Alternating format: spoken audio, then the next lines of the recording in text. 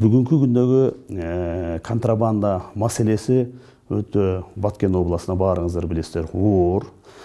Бул жерде жергиликтүү адамдар менен ошо чек арадагы жакын жайгашкан адамдар күчтүү структуралар кошулбаса, ошол жердеги кызмат кылып жаткан адамдар контрабанда өзү болбойт. Булар баары бири бири менен макулдашып жасалган нерсе.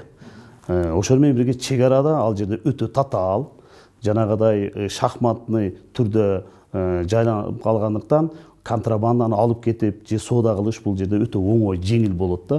Ошондуктан бүгүнкү күндө контрабанда болуп келген.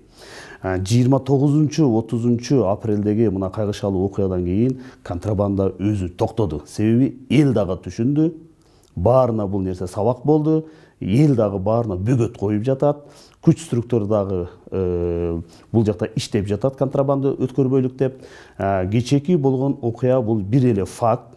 Ал биздин территориядан аракет жасаган Тажикстанга алып кирип кетип жатып, бирок биздин территорияда бул элдердин ошол тааныштары биргеликте кармалып калды. Азыр бул боюнча иликтөө иши жүрүп жатат.